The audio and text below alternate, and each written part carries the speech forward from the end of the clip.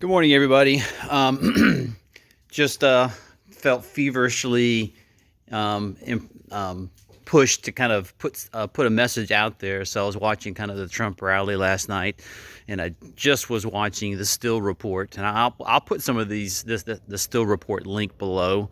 When I'm done here, but just briefly, one of the things I've been kind of saying for the past, 2 or 3 weeks, because people have been saying, why won't Trump send in the National Guard? Why won't Trump send in the military to Seattle specifically? And I basically have said that's what they want him to do.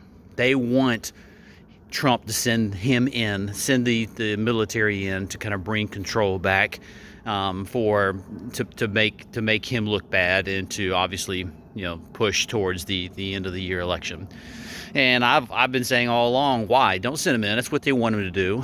Wait for them to beg and plead him to send in the military to bring control back. That's what, and basically, so last night the Trump rally. If you didn't watch it, you should watch it.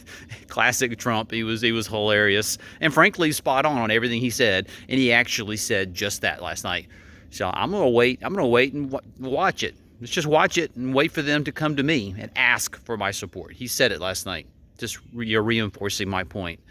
And I've been thinking all along that, in Seattle, behind the wall that they've put up, that there's probably activity, there's probably shit going on there that we don't know anything about. And what I'm talking about is the quote unquote kind of innocence, liberal innocence that are probably there. I bet you they're being robbed.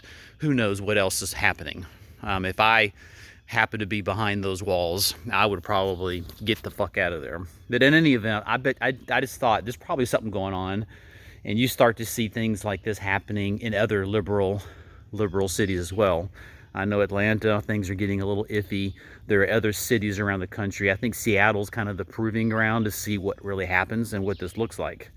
And in this world that we live in, which is the war between good and evil, the battle we are in, which side is going to take control and move forward. What world do you want to live in, I guess, is the question. Do you want to live in an elite-driven one world government where they take all of your will away and own and manage and run your lives as slaves they think you are, or do you want to be a free people? I mean, it's kind of a common sense question, but I don't think I don't think many people realize what decision is in front of you that you're going to need to make. I've also, being a very, very big pro Second Amendment person, saying, why on earth would you not want a gun to protect yourself? Why on earth would you not support the Second Amendment? Why on earth would you defund the police? I mean, think about it. It's all common sense. I can't even believe it's up for debate. I can't believe that's even a question mark. So in any event, I was just watching the Still Report, and there was some eyewitness accounts are coming out of the Seattle district of raping, murdering. Not, I don't know about murder. Maybe so. Robbing. Everything's happening there. It's getting ugly. So all those people, all those liberal people that lived in Seattle that were anti-Second Amendment, probably didn't have weaponry, didn't have support, didn't have self-defense. This is what happens when you don't have self-defense to protect your family. Don't have it. So I'll put the link to the Still Report below, and I'm going to tweet this out too, because what's happening in Seattle is an example, is a peek behind the curtain of what's coming to your neighborhood if you guys don't just start waking up. And what I think is that moment of mass wake up is going on right now. The whole Q movement and what's been going on has been trying to wake people up to the realities of the world around us and realize what's really going on. And we're now at that inflection point.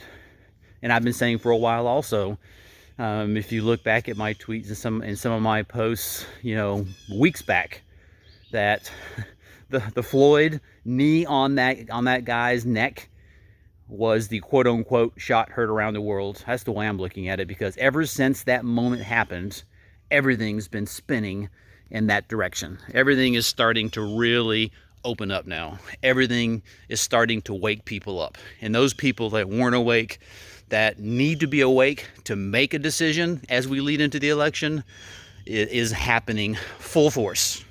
Full freaking force.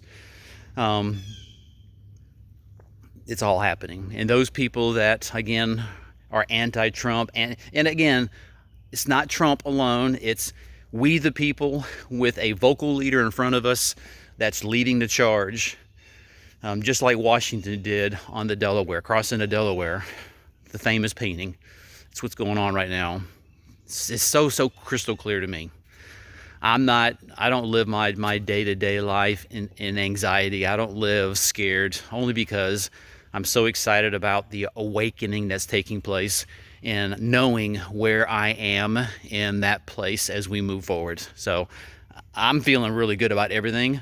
I feel sorry for people that are behind, that are on the wrong side, that have been asleep, that are being affected by all of this. They're probably living their day-to-day lives in misery. I feel sorry for them. That's not me. I'm excited about what's coming in the future. I'm excited about the coming election, which to me is a foregone conclusion, but we've got to go through the process.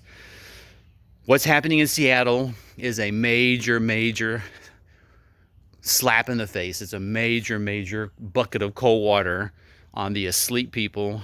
And that news that I'm going to share with you in the Still Report link, that does not surprise me at all. It's finally starting to come out, and it's coming to a city near you. And as soon as the asleep people, the liberal people, start to wake up to that reality, which I think is going to happen really soon. It's already happening in that small sector of Seattle.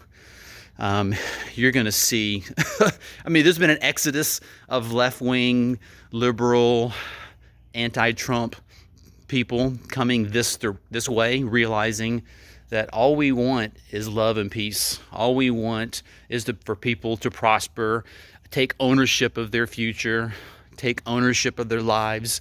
Don't depend on the state to support you. I mean, that's all we want.